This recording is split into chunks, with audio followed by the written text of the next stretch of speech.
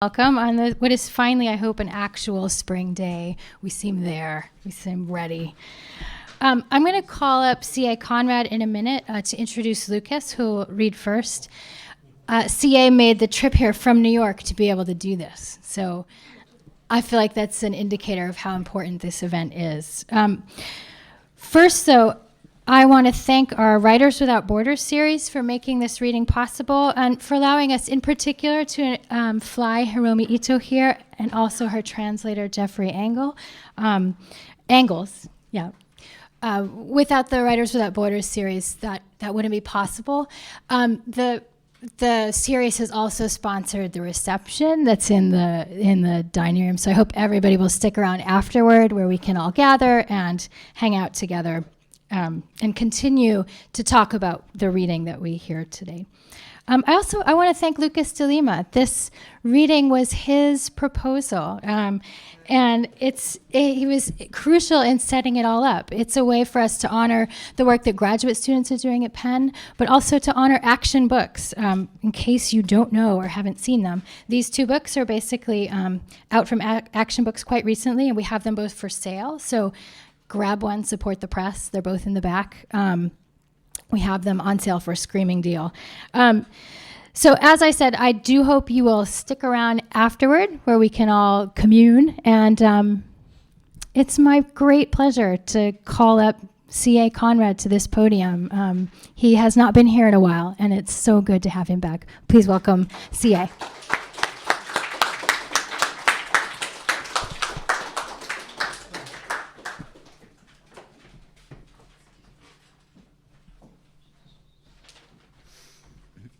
Hello, everybody. It's a pleasure to be here. Thank you for having me introduce this amazing poet, Lucas. Before Christianity colonized Europe and the Americas, queer people were esteemed for their informed orientation between the gaping maw of gender and sexuality. Queerness was holy, was shamanistic, and the pagan cultures they belonged to, as racially various and spiritually divergent as they were, also shared a deep awareness of the intricate and delicate interdependence between plants, animals, and minerals. Christianity's centuries-old stance of dominion over and disregard for the health of the land and animals, for preferring the afterlife of heaven, has cost us dearly. Degraded soil, air, and water, combined with the World Wildlife Fund's 2014 Planet Index report, which indicates a 52% loss of all wild animals in the past 3 decades, has us teetering directly into the 6th mass extinction of Earth. At the brink of disaster, there are artists tuning their senses to our diseased planet as an extension of their own troubled bodies. Lucas de Lima is one such poet who is listening to the planet to listen to his life. His book, Wetland, is an organic engine sent to recalibrate our tools of awareness before it is too late, like a queer pagan witch come to reinvigorate these systems we have long forgotten for our continued survival. Lucas writes, "These poems mythify the alligator attack that killed my dearest friend in 2006. To write this book, to inscribe myself into its blood-stained ecology, I have to become a bird. I transform into the airborne body that shares a dinosaur ancestry with alligators and remains their closest kin. I do this as if the evolution of scales into feathers were an adaptation of grief. The biologist Lim Margulis asserts that the neo-Darwinists, with their theories of natural selection, are wrong, that it is symbiogenesis or interspecies cooperation that make the largest historical leaps forward in evolution. She's the scientist who has proven that every living cell has consciousness and that it is collaboration between cells that brought us into being, and if this can be heeded in time, it might keep us alive." Lucas de Lima transmutes all selves throughout the poems of Wetland, killing the alligator, killing himself, quote unquote, into everyone, He even feels a kinship with the land itself as he writes, quote, I feel contiguous with the landscape, like any flattened bird who sneezes back to life after getting run over by a truck, unquote. He is often transgressing the rational for the magical, dreaming together with his friend, unapologetically trusting intuition. Albert Einstein said, quote, the intuitive mind is a sacred gift, and the rational mind is a faithful servant. We have created a society that honors the servant and has forgotten the gift, unquote. Lucas is a poet who actually lives the politics his poems proclaim, and his affinity for ACT UP, wanting to kill the AIDS virus with alligator blood. In public, he stands up to the modern-day court poets who serve their masters well. But with his fierce defense of his intuitive gift, Lucas is a poet who is his own master. It is an incredible honor to be alive on our planet at the same time as this remarkable poet. Please welcome Lucas de Lima.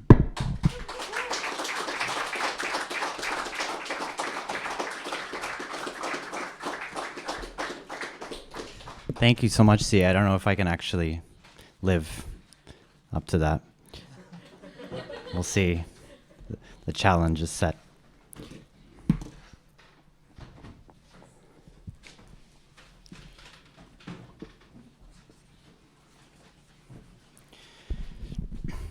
These poems mythify the alligator attack that killed my dearest friend in 2006.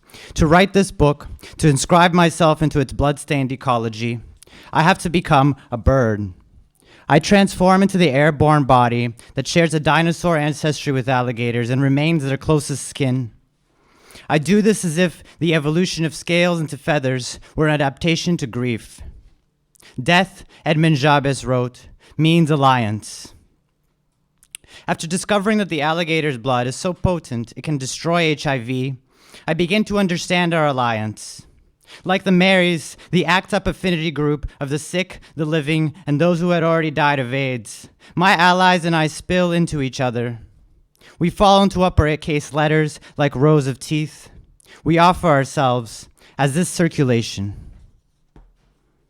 Lucas, is there any way you could give me a few pearls of advice on my artist statement?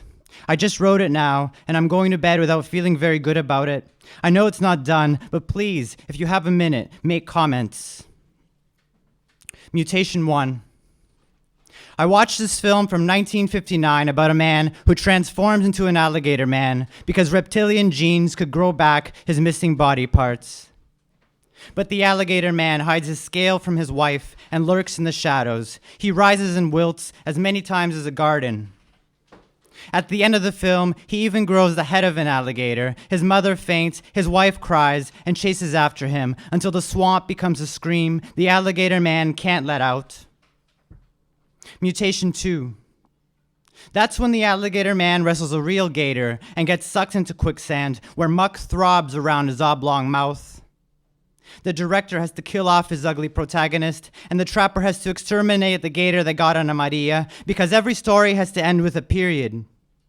Unlike a poem I write with Ana Maria. Unlike a poem I write with Ana Maria's alligator. Unlike a poem I write with her blood and the alligators. Unlike a poem we write like a wetland. Lucas, I've thought about my contact with nature all day since you asked in your last email. Maria's. I dreamt of my mother dying and wanted to build a fire. My mother is one of many Marias flickering. In Ciudad Juarez, one Maria dies every week on the way to a factory. As a woman, I call myself Maria and wear the darkest red on my lips. When I kiss pale boys, I try to set their faces aflame so the white boys' cheeks melt. Then I recall my past life as a white boy writhing in a white blanket. Whenever I want to throw the page into the fire, Ana Maria stops me by crashing into my back. Like a wave of the Virgin Mary's tears in a Latin American church, Ana Maria was the first person to give me a clove cigarette. It set my lips off without burning them up. One time my mother accidentally kissed me on the lips. I started writing poems with a match. The animal sits on my face. I stare into a dark crack where Ana Maria's blood is not bullshit on TV. Ana Maria loved the film Salo, 120 Days of Sodom.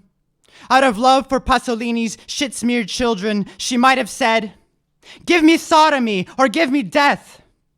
She held the gaze of children, of baby alligators, until one grew up and killed her.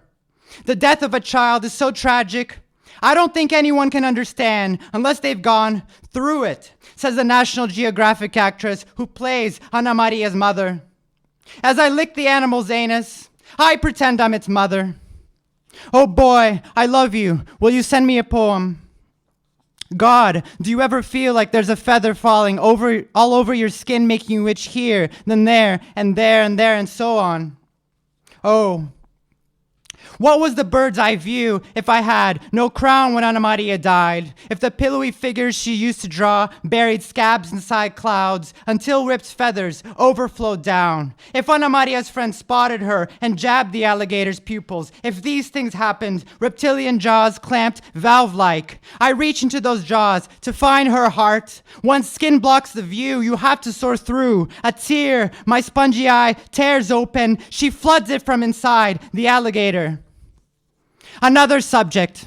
I have been having too many dreams about being blind.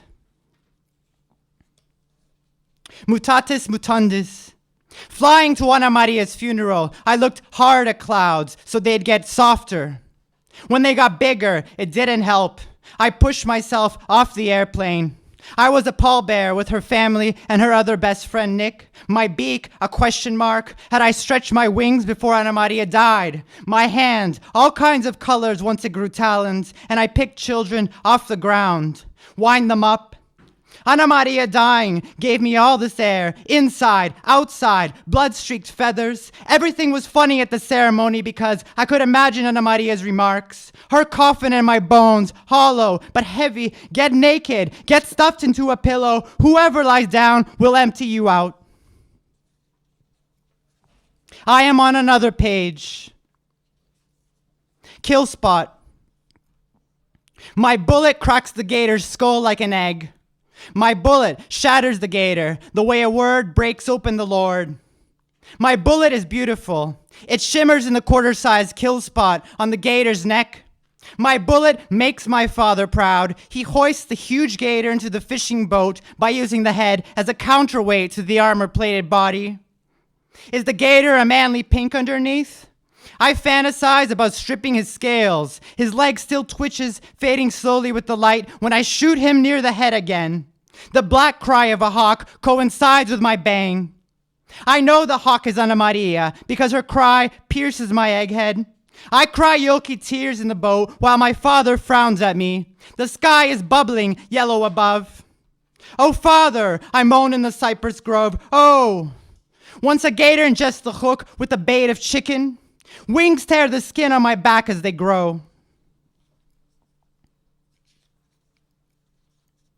I want to incorporate the theme of giving food, but I guess I'm not sure of the results I want to talk about.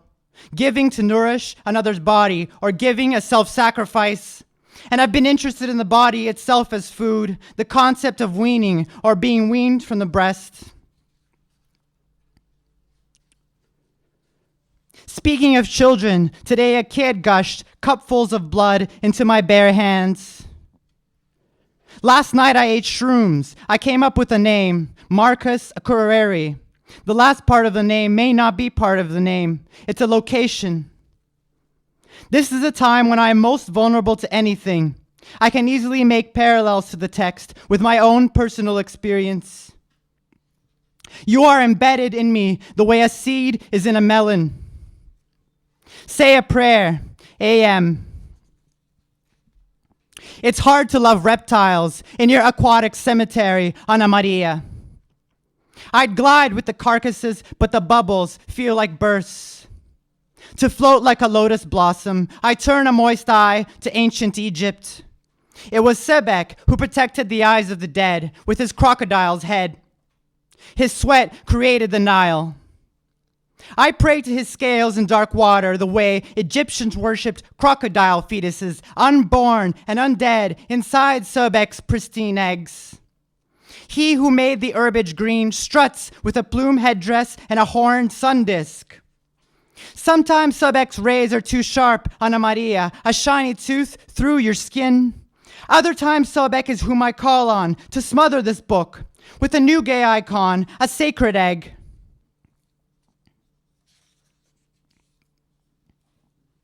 Animal eclipse.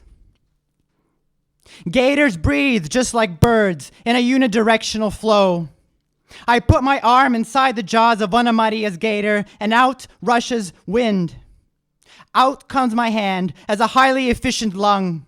The gator comes to life, and our eyes meet. The size of the gator and the intensity of the light determine its eye colors. I think we are going to fall in love and make Ana Maria jealous. She is the puddle where the gator and I tumble in a candlelit death roll. Feathers and scales remain the same thing. Our toxic digestive system is one and the same poem. We recall our dinosaur cousins and throw our bones in a pile, lunar and solar. Our bodies ejaculate comets. We make cosmic mush of ourselves. The gator with his teeth and muscular tongue, me with my hollow bone book that breaks and mends itself in flight. Under the wing of Floridian stars, we do beautiful things to each other.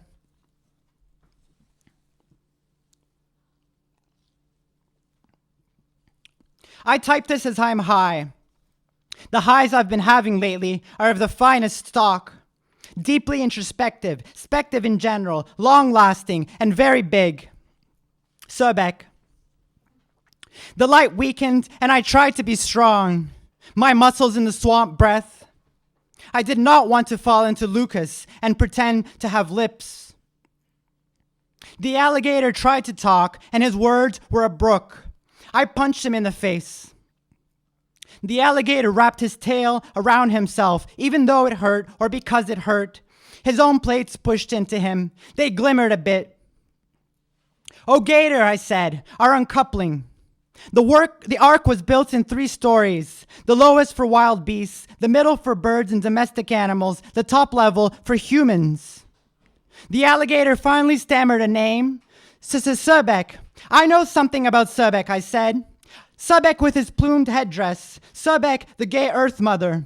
I have not been to Egypt, but I trust your faith in Sobek because you picked Ana Maria. You killed Ana Maria, and there was something awful and artful about a deity with crocodilian head.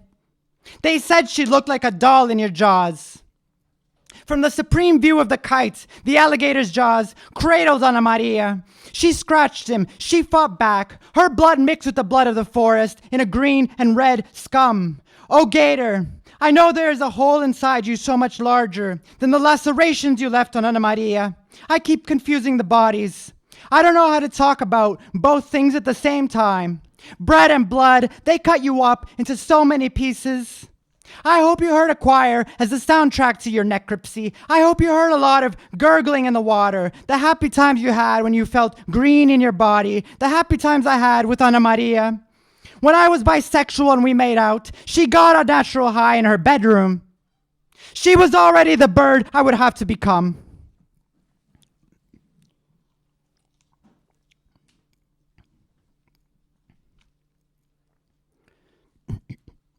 I'm sending you a package. The letter I'm enclosing with it is sitting on the desk next to me. It looks fragile, like it might crease easily or blow away. Ghost lines. The gator's brimming red eye deprives us of the ghost. My mute wings talk after someone cuts them off. They reverberate out of my body. They fall back toward the red sun. If I fall into the gator's eyes, he will glitter with all possible colors. He will lose his cold-blooded blankness and become a hot body. What Ana Maria was to him. Ana Maria, I just want to check in with you. I'm not going to yell. Are you this book yet? Are you, me, and the gator all hanging off the same spine? With formaldehyde, our book could be preserved as it turns black. Our magnified meat burning in sunlight. Let us mingle in the swamp a few more days, the best shade for a team to percolate and pray in.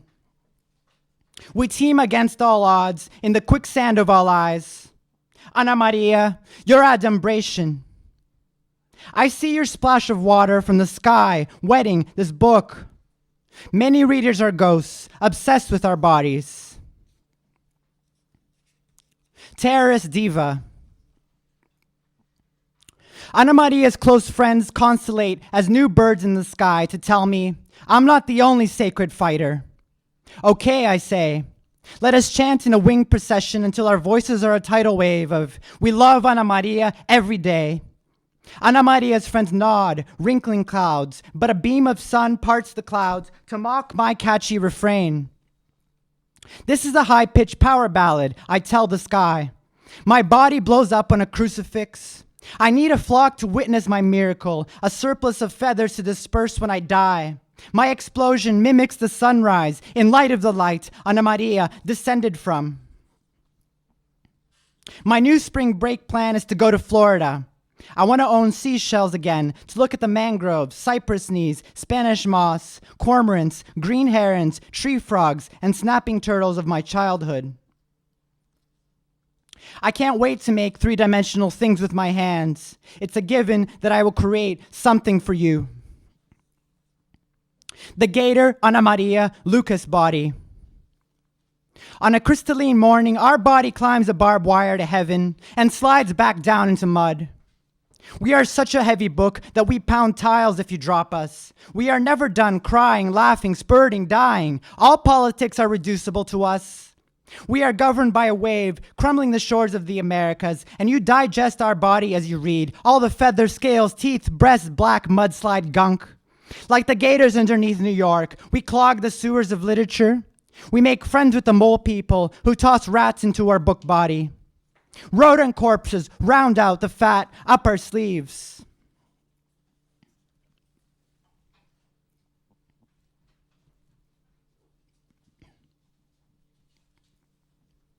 Prepara tu esqueleto para el aire. Ana Maria and I sleep with the phone off the hook. We dream together as teens. She dreams of a star tip in her side and rises wanting to go swimming. In a sacred wind, the border turns into a bird's nightmare or vein. A bird forms an enclosure of wounds by inviting 230 paper cuts and never bandaging them. In V formation, a bird unravels the sky, stains its baby blue surface, bombs the artificial dome until no country is shrink-wrapped anymore. All migrants bleed into citizens because of a roost among Ana Maria's favorite fruit. Pomegranates, our organs exploding. While necrocy registers the gator's heartbeat hours after he dies, National Geographic notes the tears of crocodilians as they eat. Only Mother Lorca penetrates me as hard as the gator and Ana Maria. Her golondrina swerves into my cage of flesh, hanging open like a jaw, frothing and bubbling in the gator's irises. Lucas, the feeling you described as all I have is myself is nearly real to me. I'm anticipating experiencing it when I move next year because I plan on moving away from every person I know. It doesn't surprise me that you've encountered this feeling because you've made this move to a foreign land. Blood brothers, she was alive. I spread blood roses in her bed and she took the petals back to my locker. Inside my textbook, the rose petals dried out, cried out. My bloodthirst burned as much as an alligator's. Though I would never kill a boy, I longed for the taste of boys' necks. Though blood was my craving, it spilled out as flecked lilacs when a boy broke Ana Maria's heart and I squeezed her hand. If I got angsty, I could only come up with bodiless metaphors in a notebook's margins. The metaphor of God is not what I mean to target now, with my beak, with my book. It took Ana Maria to make me understand God's need for blood. When she kissed my hand in the hallway, it was a matter of circulation.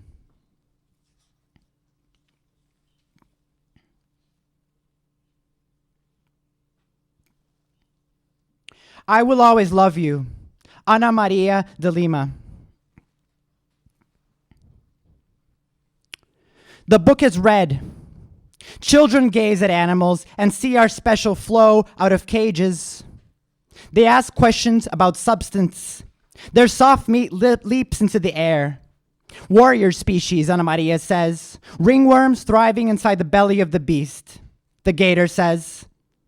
Like the gator, children decelerate their hearts to 1 or 2 beats per minute.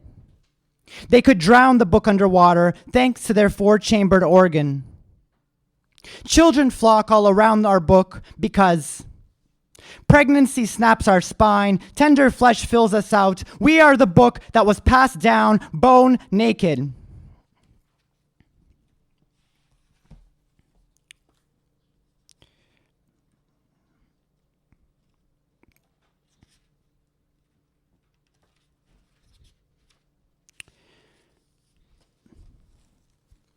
Pinto, chick and slang for penis in Portuguese. An orange bloom at dawn behind the corpse of Pinto's father strewn on train tracks. A bird caught in his hair, the gasp of body versus machine. Drained fluids out of the egg Pinto glowed in. His mother's belly, his mother's head would never be the same. The moon, like an overgrown infant, crushed her husband. But Pinto, you are the sky, she would say, after dropping Pinto on the floor, dragging and bruising the yellow soul that made her husband kill himself. Pinto is my lover. I tell my friends about the beak he simulates with his hand when he contacts the dearly departed. I haven't given up flying with Pinto. Despite my fear of an invisible population in our room, bodies shimmer in Pinto's cornea, dust or blood, with or against us. I make a beak when I slide my hand inside Pinto's anus. His muscles emit rays, pulsating round my fingers, extracting from my wrist another bird body to pry open the great wormhole in our room. Who told me to love an eggshell? Who made me release the crows? On a pillowy night, who handed me scissors so I would spill the stuffing? Feathers the black of oil, they taste like money on my tongue. It is dollars Pinto wants or says he wants, though he considers himself a spiritual guide. His mother, black and Indian, bled down to him a sky aflame with genocide. It rained toucans whose feathers were already ashen. There was not a child who did not collect a big beak to open and close at will, sucking colors back into feathers that no longer exist but could be imagined on a national holiday like an extinct tribe. A rose in my mouth, in my garden with my gun.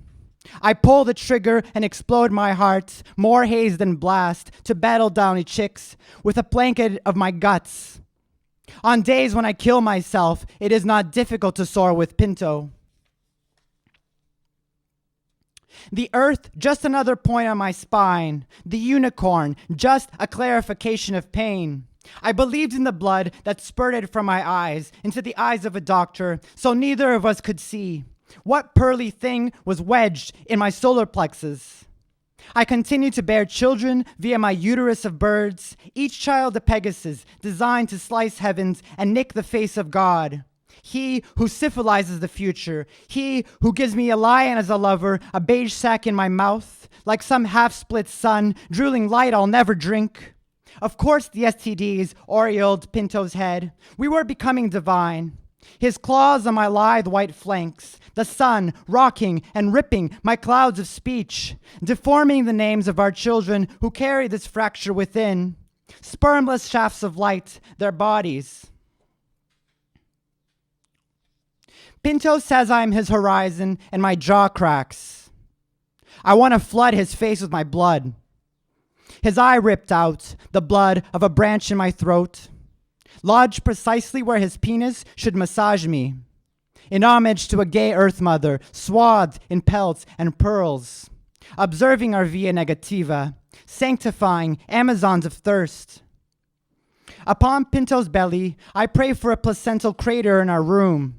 Everything is suddenly too wet, walls caked in mud, saliva in my heart as it tries to speak back to some forlorn, drippy spirit shedding foreskin. Sugarcane juice and light blue eggshell. I know better than to give up on death's ejaculations.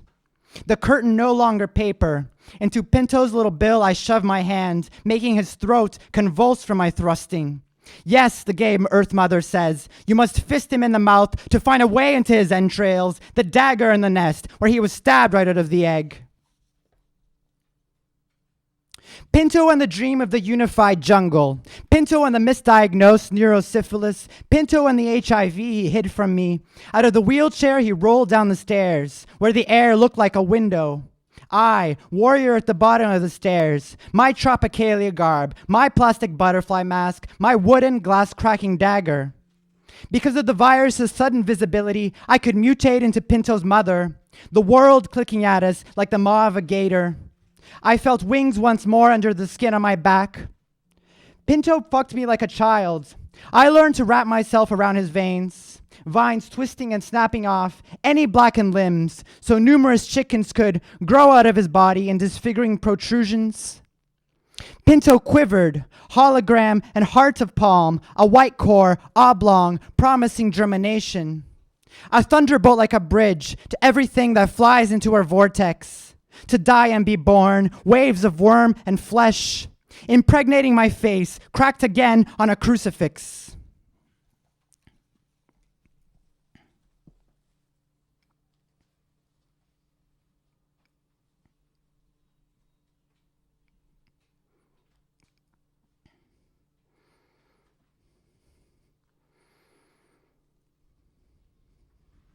I was born in a crystal angle. I was born next to an axe. I was born in the image of epidemic beings who starve for the root and thirst for the crack. Everything red in the halo where roses burst. Like a beaked savage dream, like a white frightened hive. It was so hard to concentrate after I was born, though I nursed from a mare who discolored my eyes. She was not my mother. Her eyes could sadden and sink into me because she was not my mother. Emaciated muscles throbbed as our cyst, clouds of dust, bowels of the earth in a galloping swirl. I don't want to be another white feather searing the ground. The first words I heard and did not say, my overexpanded cry to the mare who was not my mother, but fed me blood at nightbreak. Thank you.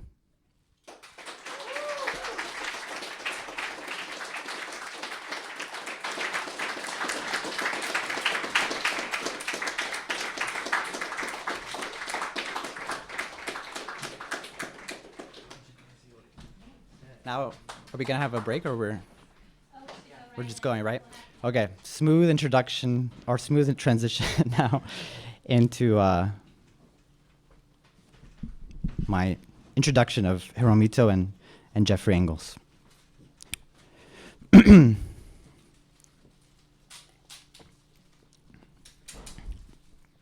When I discovered HIROMI ITŌ's writing, I was an MFA student in the Upper Midwest. I had been avidly reading the titles published by Action Books, the press that has since published my own book, because I was hungry for the poetry of cosmic killers. One line in particular from Ito's poem, Killing Kanoko, fiercely translated by Jeffrey Engels, lodged itself like a match in my brain. Congratulations on your destruction. Congratulations on your destruction. Congratulations on your destruction. In Killing Kanoko, which is also the title of Ito's first book translated into English, the speaker commits infanticide.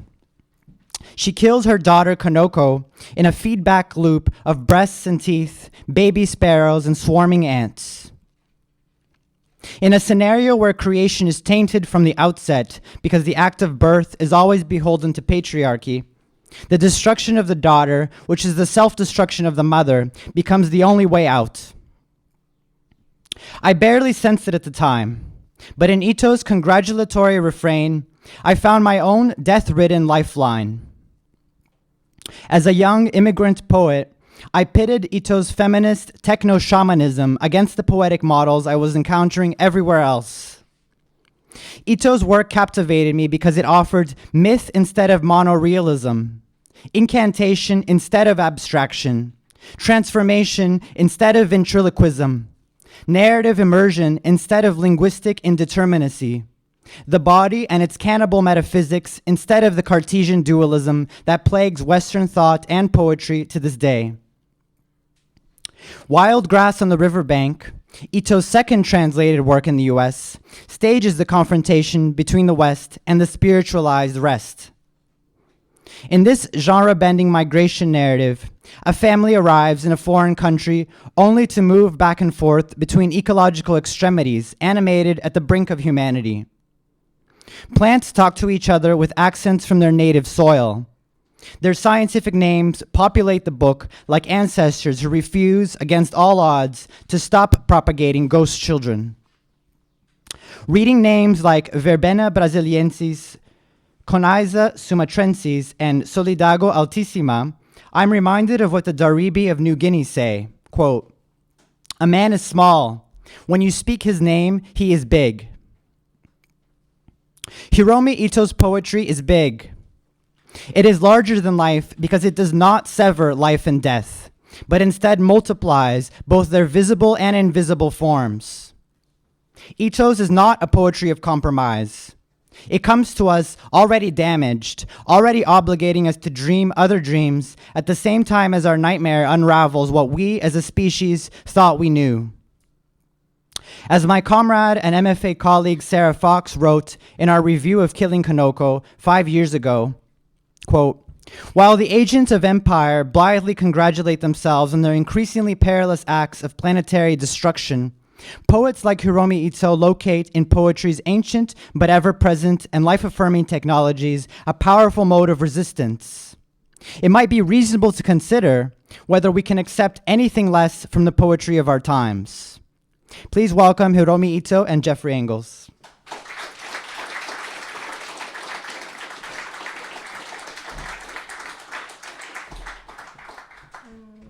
Well, thank you, Lucas.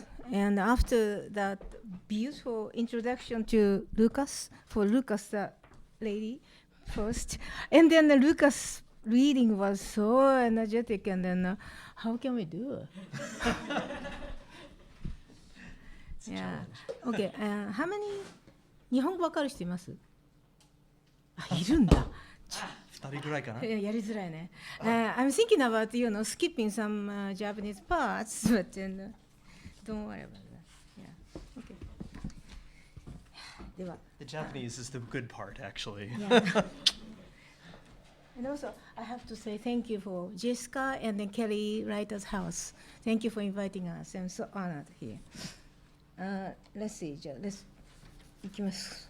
はい。いやー、どこだっけ？ちょっと待ってね。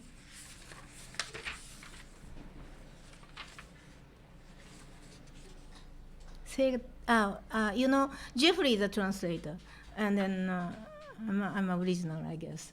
And then I wrote lots of plants name in Japanese, and then he translated into Latin name, not English. And then I try to read it, when I'm reading, and it's so difficult for me.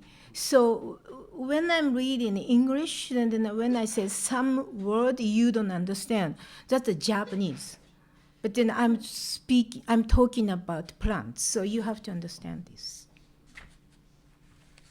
セイタカアワダチソウ大荒れ地のぎく姫昔よもぎセイタカアワダチソウ大荒れ地のぎく姫昔よもぎ他のものはもっと古い明治維新の頃にこの土地にやってきたものもあれば第二次世界大戦後にこの土地にやってきたものもある。でもこれは違う。立ちスズメのヒエは南アメリカ原産だ。俺が生まれた頃にこの土地にやってきた、一緒に育った、ずっと一緒に河原で、でもまだこの土地になれない。立ちスズメのヒエも俺もこの土地の気候になれない。風景も見慣れない。言葉も人の話し声も聞き慣れない。人と関わるのも喋る言葉も慣れることがない。立ちスズメのヒエも俺も朝目を覚ますたびに自分らは見知らない場所にいるのだと確認しなければならない。これは何て言うの？私は紫色の草を指さした荒れ地花笠、これも同世代。河原の男はほとんど笑い出しを取りながら言った。1957年に九州の大牟田で最初のやつが見つかった。人知れず伸びて増えて花を咲かせていたものだ。それからずっと俺たちは一緒に河原で暮らしている。荒れ地花笠、荒れ地花笠、荒れ地花笠、荒れ地花笠、立ちスズメの日へ。これで分からなかった、名前が2つ分かった。50年ぐらい前に日本の河原にやってきた。それからずっと河原で風に揺れながら群れたり頬を出したりしてきた。頬を出して風に揺れたり花を咲かせたり風に散ったり枯れて倒れたりしてきた。ずっと河原で見慣れないと思いながら暮らしてきた。I asked, do you know the name of this kind of grass? We looked it up in a plant book once, but it wasn't there. I pointed at the grass with the white spikes of seed. He said, Paspalum urvule. I said, why wasn't it in the plant book? He said, it was first discovered in 1958 in northern Kyushu, so it's only newly naturalized here. You know, the word naturalize is written with the characters that mean return and change. And that's what they call the plants that have come from somewhere else and settled down. I said, I've seen that word in the plant book. He said, that's right. That's a word that you're sure to see in plant books. He looked around with a happy expression and pointed, that's a naturalized plant too. He pointed again, that's another one, Soldago altissima, Coniza sumatrensis, Erigeron canadensis. The other plants are older. Some of them came 150 years ago when Japan opened up. Some of them came after World War II, but this one is different. Paspalum urvule is from South America. It reached here about the time I was born. We grew up together the whole time here on this riverbank, but neither of us has ever gotten used to the place. No, not Paspalum urvule, not me. We're not used to the climate or the landscape here. We don't understand the language or what people are saying. Neither Paspalum urvule nor me have anything much to do with people. We don't talk. We don't get accustomed to things. Every morning when we wake up, we find we're still in an unfamiliar place. I pointed to the grass with the purple flower. What is this called? Nearly laughing, he said, that's Verbena brasiliensis. It came here about the same time. He danced around as he spoke. It was first found in 1957 in Omuda in northwestern Kyushu. It was growing and spreading and blooming, and no one even knew. Ever since then, we've been living together on the riverbank. Verbena brasiliensis, Verbena brasiliensis, Verbena brasiliensis, Paspalum urvule. And that's how I came to know two of the names of the plants that I didn't know. They came 50 years ago to the riverbanks of Japan, and ever since then, they've been trembling in the wind along the riverbank. They've been forming clumps of seeds, putting out spikes of seeds, shaking in the wind, and blooming, scattering in the wind, withering and falling over the whole time on the riverbank. It has lived here, thinking, I am a stranger. I am a stranger. I got on board. I got on and off, then on again. I got on cars, on buses, then on planes, then I got off again. The long, long, long belt clattered forward. I put little sister's hand. I urged little brother along the moving sidewalk, advancing steadily.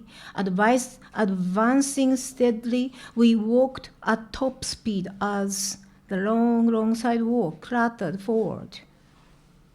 Long ago, we often walked down this sidewalk. It was fun walking on it. Sometimes I'd shake free of my mother's hand and then race along. The sight had not changed. They were just the same. They were the bodies of immigrants who had run out of energy along the way and dried up. There were whole families who had nowhere at all to go and had just lay down there and were sleeping soundly. Mother had once told us, the immigrants are dead. Mother had used the unfamiliar word immigrants. She said, we were immigrants too. There were even more of their corpse than before. There were piles of dried up corpse in places where there hadn't been any before. There were reasons for them to come to this country, even though they might end up like that, even though they might dry up like that with their children. They had left their land where they had lived. They had left the languages, adults who had no choice but to come, children brought by parents who held their hands or carried them along, and when they finally reached the window, they were told, "This isn't where you are supposed to be. Go home. Shut your mouth. Just line up over there." But even so, they came to this country. They left behind their languages, and we were just like them. The man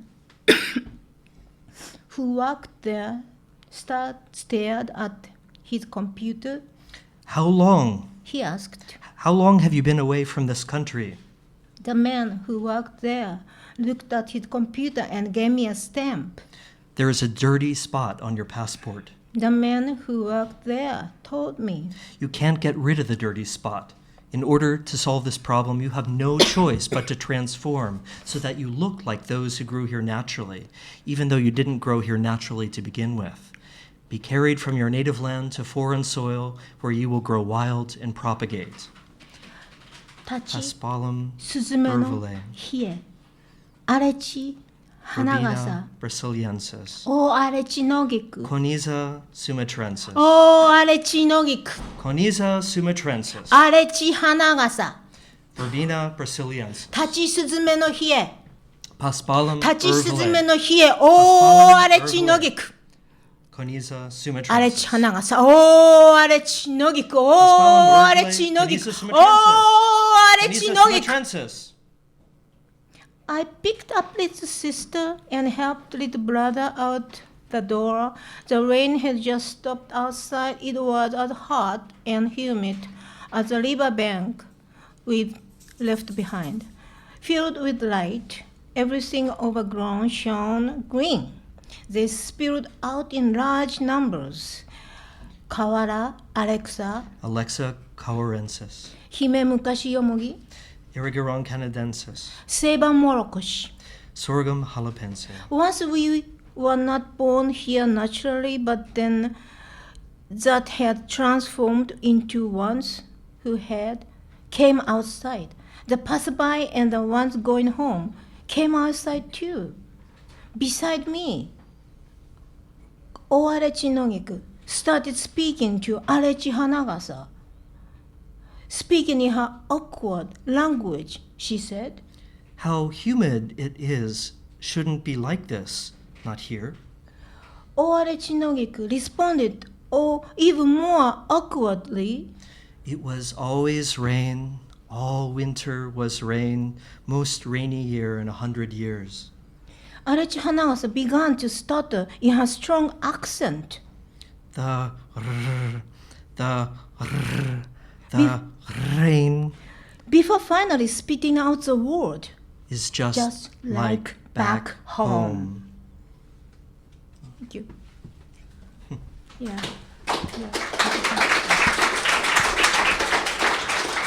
I much prefer reading in Japanese, of course. But then since you guys don't understand Japanese only, except for two people, so I'm doing it for you. I couldn't do that, when I've been living here for 20 years and then still I'm kind of illiterate, I can't read, I can't write. And the reason I'm saying I can't, because my partner is British, that's why I get, this British accent, only can't. But that's it. But then, first of all, when I came here, I thought, maybe audience are not understanding Japanese, so reading Japanese in Japanese is kind of no point. So I tried to read some, but then I couldn't see people's face. I didn't have any freedom, and then I thought, no, this is not my way. And then also at that time, I didn't know Jeffrey didn't know me, so that was a translation done by other people. And then I thought, maybe I should translate myself and then read, by my own words. But then, I think you too, all poet feels, the poetry, like these poems are old poem for me. I'm writing some new stuff, but he doesn't know that. Okay, it's my head. I haven't seen it yet. Yeah. So the stuff I published years ago and translating now is almost like for you like a playing with a shit. Nobody wants to do this. I didn't. So I quit it. Then I met Jeffrey and he started to translate my stuff and I love it. I really loved his character and we became so good friends. And then now I can read his translation because it's kind of part of my language and he's been knowing me for a long time. And I think he knows my vocabulary. He doesn't use very difficult words.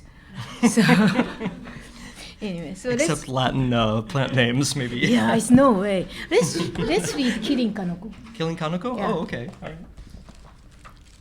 We've been thinking about some other things that I was listening his reading, which was so charming. I really want to read some other things. She's always changing what she wants to do. She's keeping me on my toes. キリンかの子どこ？さあ、これだ。この辺りか。オッケーオッケー。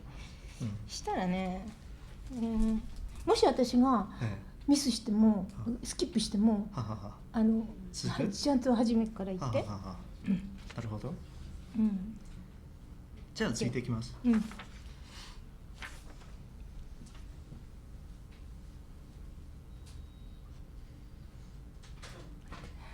頭の中で妹がこの間ガキンチョを下ろしたと言いました。妹の語彙でガキンチョを下ろしてガキンチョを下ろされた。おめでとうございます。かの子は下ろされませんでした。ひろみちゃんやったことがあるかと妹が言うのであると答えました。でもガキンチョを下ろすというのは私の語彙ではありません。かの子は下ろされませんでした。最初から？初めから。Look, a leg. To figure out the size of a fetus, it's best to look at one of the limbs. Here, it's about 15 weeks. It's about 3 inches big, a wrenched off thigh, knee, calf, a foot crowned with 5 toes. Twice a week, one of them comes out alive. Here on this floor, all the women are somehow trying to deal with their feelings about getting an abortion, and then we hear the crying of a baby. I was reading this in a book when my little sister said, "The other day I disposed of that little brat." That's what she said, her own words. Disposed of that little brat. That little brat was disposed of. Congratulations. Kanako was not disposed of. Have you ever done that, Hiromi-chan? I asked my little sister, so I told her yes. But saying disposed of that little brat was not in my vocabulary. Kanako was not disposed of. でもガキンチョを下ろすというのは繰り返して、私の語彙ではありません。かの子は下ろされませんでした。私はかの子によく似たはずの胎児の妊娠を中絶したわけです。But saying disposed of that little brat was not in my vocabulary. Kanako was not disposed of. I aborted an embryo that must have looked just like Kanako. 私はかの子によく似たはずの胎児の妊娠を中絶したわけです。かの子によく似たはずの胎児は成長して、かの子によく似たはずの精児を私は得られたかもしれませんが、かの子のことではない。The embryo must have looked just like Kanako if she would have grown. I might have had a fetus that would have looked just like Kanako, but it would not have been her. かの子のことではない。滅ぼしておめでとうございます。 But it would not have been her. Congratulations on your 滅ぼしておめ destruction. でとうございます。 Congratulations on your 滅ぼしておめ destruction. でとうございます。 Congratulations 滅ぼ on して your おめでとうございます。 destruction. 滅ぼしておめでとう Congratulations ござ on い your ます。 destruction. 滅ぼしておめでとうございます。私はソハによる妊娠中絶したことがあります。 I've had an abortion using curettage. あなたの赤ちゃんは大きいからお乳が出ますよと医者は言った。The doctor told me, your baby was so big, expect your breast to swell. と言われてもただヘラヘラ笑っているよ。対応の仕方がわからない。ヘラヘラ笑う、ヘラヘラ笑う、ヘラヘラヘラヘラ。でもおめでとうございます。I didn't know how to respond other than to smile nervously. Smile nervously, smile nervously, nervously, nervously, nervously, but congratulations. おめでとうございます。本当に父は出てきました。強くひねると白い液がにじむ程度で乳房は張らないし、かゆくもなんともない。可愛くもなんともない。My breasts did really swell, so much that a good twist would make white liquid dribble out. My breasts do not swell. They don't itch or anything. They're not cute or anything. 可愛くもなんともない。 Not おめで cute と or うござい anything. ます。 Congratulations. 何にせよ乳が出るってことはめでたい。何もなかったところから飲めて甘みも出るものが湧くんですもの。それを飲めば太れるんですもん。お金を出して買う牛乳と同じようなものを私が分泌するんですもの。おしっこみたいに分泌するんですもの。唾や涙や織物みたいに分泌するんですもの。肛門から口から尿道から膣からおびただしい乳が湧いて出てくるんですもん。嬉しくなって楽しくなっておめでとうございます。 In any event, it's a joyous thing for milk to come out, for something so sweet to spill forth from a place that previously had nothing. Drink it and you'll grow plump. For me to secrete it like the cow's milk that you buy, that you spend money to buy, I secrete it like urine, I secrete it like saliva, tears, or vaginal discharge from my anus, from my mouth, from my urethra, from my vagina. The milk spills out in large quantities. I become happy, I become pleased. Congratulations. 私は妊娠中期に中絶したことがあります。赤ちゃんが男でしたか女でしたかと尋ねたのですが、赤ちゃんがという言い方で嘘をついています。胎児がと言わなければいけない。当然男か女か教えないことになります。ショックが大きいから母体は考える。かの子に似た女の胎児か、かの子に似た男の胎児か。I had an abortion in the second trimester. I asked if the baby was a boy or a girl, but it is a lie to call it a baby. I should have called it a fetus. Of course, they won't say if it's a boy or a girl because the shock is too great to the maternal body. The maternal body wonders, was it a female fetus that looked like Kanako? Was it a male fetus that looked like Kanako? 私は認知症中毒症をしたことがあります。 I have had toxemia of pregnancy. 私は北条期待したことがあります。 I have had a molar pregnancy. 地球にあふれたつぶつぶを全部見てしまいました。 I saw all the lumps filling my uterus. あれもやっぱりかな子に似ているはずです。 They must have also looked like Kanako. 私は子宮がんしたことがあります。 I've had uterine cancer. 私は子宮と卵巣的 I've had a 出したことがあります。 radical hysterectomy. 私は I've had a 分娩したことがあります。私は微弱陣痛の I have 救 had 援分娩し induced たことがあ labor ります。 because of 私は sluggish 遠因 contractions. 切開したこ I've とが had あり an ます。楽しい妊娠 episiotomy. した I've こと had があり a ま pleasant す。 pregnancy. 子宮は充実して、 My uterus filled up.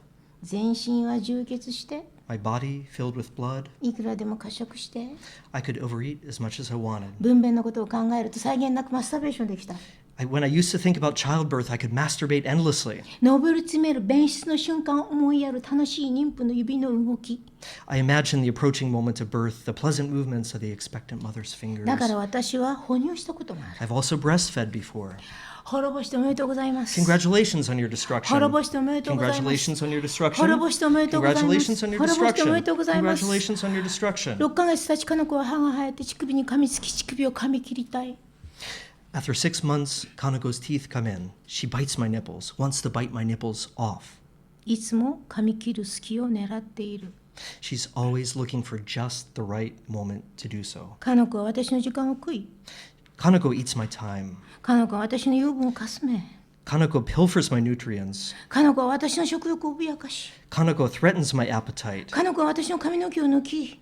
Kanako pulls out my hair. かの子は私にすべてのかの子のクソの始末を強要しました。 Kanako forces me to deal with all her shit. かの子を捨てたい。 I want to get rid of かの子 Kanako. を捨てたい I。want to get rid of かの子を捨 Kanako. てたい。 I want to get rid of かの子を捨 Kanako. てたい。 I want to get rid of かの子を Kanako. 捨てたい。 I want to get rid of 汚 Kanako. いかの子を捨てたい。 I want to get rid of filthy little Kanako. 乳首を噛み切るかの子を捨てるか殺すかしたい。 I want to get rid or kill Kanako who bites off my nipples. かの子が私の血を流す前に捨てるか殺すかしたい。 I want to get rid of or kill Kanako before she spills my blood. 私は英治殺ししたこともあります。 I have committed infanticide. 死体遺棄したこともありま I have す。 disposed of dead 産ん bodies. ですぐやれば簡単です。 It's easy if you do it right 見 after つかり giving さえし birth. なければ中絶より簡単で It's す。 easier than an abortion if you just don't get 見 found つから out. ずにやってのける自信はいくらでもあります。 I have all the confidence to do it without being かの子 discovered. はいくらでも埋められます。 I can bury any number of Kanakos. 埋められたかの子、おめでとうございます。 Congratulations on burying Kanako. おめでとうございます。 Congratulations. おめでとうございます。 Congratulations. 滅ぼしておめでとうございます。 Congratulations on your destruction. しないではいられない成功。 The intercourse I have got to have. 受胎せずにはいられない何十人ものかの子。 The many Kanakos I have got to conceive. 間引かずにはいられない何十人ものかの子。 The many Kanakos I have got to weed out. 一人だけ除いてそれが今のかの子で、それが乳首を噛み切りたい。 Except for one, and that is the Kanako who exists now, the one who wants to bite off my nipples. 滅ぼしておめでとうございます。 Congratulations on your destruction. 滅ぼしておめでとうございま Congratulations す on。your destruction. 滅ぼしておめでとうござい Congratulations ま on your す。 destruction. 滅ぼしておめでとうございます。 Congratulations on your 滅ぼしておめ destruction. でとうございます。滅ぼ Congratulations して on お your めでとうございます。 destruction. 滅ぼしておめでとうございます。 Congratulations on 滅ぼ your しておめでとう destruction. ございます。楽しいママ子の折檻。 Cheerfully punishing a stepchild. 楽しいママ子殺し。 Cheerfully killing a stepchild. 私はしたことがありま I've す。 done it before. 自分の子の方が可愛い。 My own child is dearer to me. 楽しい子捨て。 Cheerfully abandoning a child. 私はしたこ I've とが done あ it ります before.。自分の方が可 My 愛い。 own self is dearer to me. おめでとうございます。 Congratulations. 滅ぼしておめでとうございます。 Congratulations on your みんなが destruction. 祝ってくれました。 Everybody celebrates for me. 源一郎さんがメドック、樋口さんがバラの花、浩平さんがうさぎさん、しせさんがクマさん、宮下さんがブスカバン、以下省略。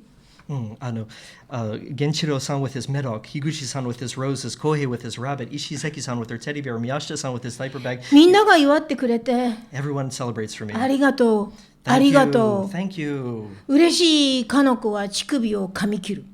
Happy Kanoko bites off my nipples. おめでとうございます。 Congratulations. 私はかの子を楽しく捨てたい。 Gleefully, I would like to get rid of Kanoko. 楽しく捨てたい。 Gleefully, I would like to get rid of Kanoko. ジメジメじゃなく、後ろめたくなく。 I 楽しくかの子を東京に捨てたい。 want to get rid of Kanoko in Tokyo. おめでとうございます。 Congratulations. 滅ぼしておめでとうございます。 Congratulations on your 滅ぼしておめで destruction. とうございます。 Congratulations on your destruction. てるこちゃん、てるこちゃん中絶しておめでとう。 Congratulations on your abortion. みほこちゃん、 Mihoko-chan. たけちゃんを捨てておめでとう。 Congratulations on getting rid of Take-chan. 久美子さん、ともくんを殺しておめでとう。 Kumiko-san, congratulations on killing Tomo-kun. マリさん、ののほちゃんも捨てれば。 Mari-san, how about getting rid of Nonoho-chan? まゆみさん、胎児は男でしたか、女でしたか。 Mayumi-san, was the fetus a boy or a girl? りこちゃん、こうたくんもそろそろ捨て頃。 Riko-chan, it's probably about time to get rid of Kota-kun. みんなで捨てよう。 Let's all get rid of them. 乳首を噛み切りたくて歯を鳴らしている娘たち、息子たち。 Let's get rid of them all together. All the daughters, all the sons who rattle their teeth wanting to bite off our nipples. 滅ぼしておめでとうございます。 Congratulations on your destruction. Thank you.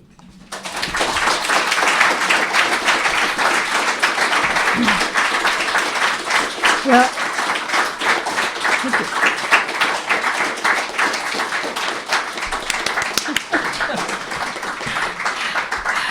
Well, you know, I have to tell you the secret. Kanoko is still alive. Okay, and then also I wrote this poem like 30 years ago, and she's now like 30 or something. I forgot. But then she has 2 kids now, and then little one. And once I asked her, "Don't you want to kill?" And she said no. So, or maybe my way to raising up is really good. Yeah, I mean, a really good mother. So don't report it to, authority, okay? Okay, thank you very much. Some questions Lucas sent me. In Japan, if I, do the poetry and then the question, then Japanese are so shy. Nobody say anything. So, but then here in America, they are actually giving us quite good, interesting questions. So, and Jeffrey, it's very difficult to be. Yeah, come.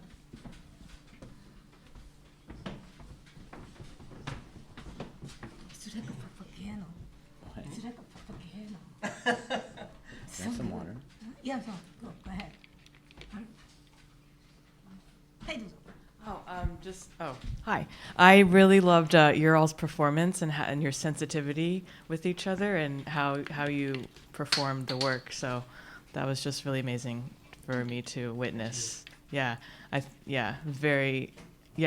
loved how you both engage with each other and perform the work. Yeah. So. He's wonderful, isn't it? Huh? He's wonderful, isn't it? Yeah. Actually, as a poet, having Very easy. Very easy. but having that kind of translator as a really good friend is actually the one of the luck we could have. You should have one. Call your friends, Jeffrey. Okay, all right, let's do that. Oh, hey, this is for Lucas. So did you always have bird energy inside you, or did you channel it for this project specifically?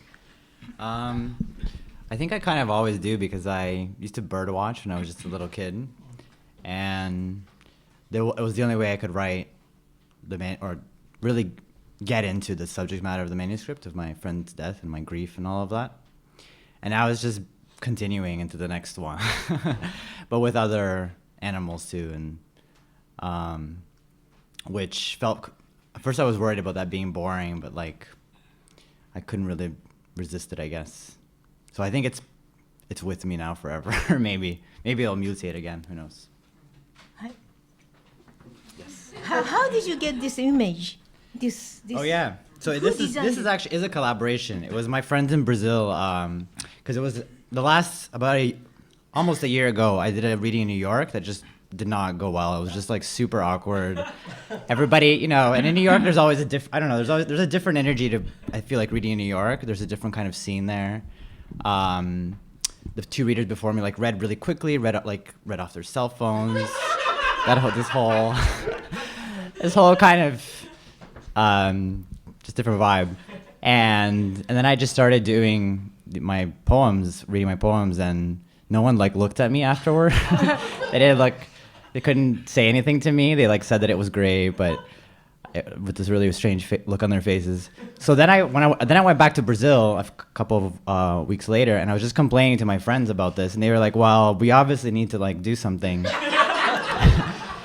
and give you some exotic flair or something to take back with you." So then we went to the market in the center of São Paulo, and and before that, my friend Drew. He was really committed to this. He drew the outfit, the garb, and then we just put things together. And so it's my friend Edu, who is a graphic designer, and my friend Anderson, who is a children's makeup artist, actually. Yeah. It's better wearing that kind of things. You are not kind of embarrassed. No, now I don't give a shit anymore. And actually, but I think it goes both ways. I think people are able to step into the world of the book more. I hope, Yeah. anyway. I think so. Yeah. Oh yeah. Yeah. Good. But I heard that earlier, and you had a conversation today where you talked about some of your commonalities in your writing. I would love to hear something from that conversation. What do you see as commonalities? And maybe Jeffrey, you apparently described some of the commonalities. So if you can describe them here for us, that'd be awesome. Oh, sure. Well, I mean, both. Do I need to be close to the Go mic? ahead, Yeah. Or this is a small room. We can talk, right? Heating was so But yeah, I mean, it's clear that both writers are very interested in the idea of the poet as a sort of shaman, channeling other voices from different places, whether it be, some people have written about her that she kind of channels the unconscious voice of all the women of Japan. It's a very heavy responsibility. Some people have said, she actually writes poems in which she kind of channels voices of spirits, and certainly that's true in Lucas's poetry as well, where he's bringing the voice of his dead friend Ana Maria, onto full stage. So there's that, and then also too, I mean, both poets are working, maybe not so much in the work that we read today from HIROMI's, but both writers are writing very much working within the world of mythology. We're using mythology as the framework in which to pin their own work. So, I mean, this is a striking collaboration, I think, because of those commonalities. Yeah, and like I said, Killing Konoko was actually a very transformative book for me, as I was reading all this other stuff that was so unlike it, and it really opened up a world for me. So in some ways, it's very logical. It's great to hear. Yeah. Sometimes as a translator, you never know if people are going to read the things that you're putting out there. The translator is often so invisible. It's great to hear that. Yeah. Hello. I read that, Hiromi, you were drawn to Native American mythology and Native American poetry. I'd like to hear what connections you made to that and what kind of work you did with and from that. なんてネイティブアメリカの文学がとても好きだという話を聞いたことがあるんですけれども、それについて一言おっしゃってくださいませんか。どのようなものを得たんでしょうか。ネイティブアメリカ Yeah. The reason he interpret for me is I pretend that I speak English, and I do, but actually I don't understand people's language, So hopefully maybe I'm deaf, I don't know. But then, it's very difficult to, grasp people's language. I'm so sorry. Before I came here, 20 years ago, I read a translation of the Native Americans' poetry, oral poetry, into Japanese, which was beautifully done. And I never read that kind of stuff before that. And then that was, translated into very neutral, very modern, ordinary Japanese. And then when I read it, and I thought, very similar to Japanese old songs, which was written in the 8th century, but then it has been handed out much before. And then that was a kind of, how do you say? Casting spell. How do you call it? Chanting? Is it? Yeah. So like, almost like a moving something by language. So like the enemies come, and then the enemies come, and they say, I will kill him, I'm stronger, something like that. And then planting corn, and then the crowd is coming, and the corn is growing. And exactly the same thing we have. And then, but then we have to read this Japanese old classical in a very old language, which is very difficult to get the meaning. So if somebody translated Japanese old poetry into modern neutral language, then that would be like this. So I started get into that. I'm always kind of trying to find something kind of the very bottom of the language, how, it's really bottom down there, how we started to make a language, and I tried to kind of, comes up. And also meantime, my grandmother was a shaman. So she did the kind of stuff, and then she kind of possessed like Lucas. And then it's not only her, I mean, some other person in the family also did it. And then she said something like, told which nobody knew. So it was actually correct. So people are coming to, my mother, grandmother's, I lost my wallet under the table or something like that. And then they found it on the table or something like that. So she was actually that kind of stuff. And my mother had that kind of power, ability. I don't.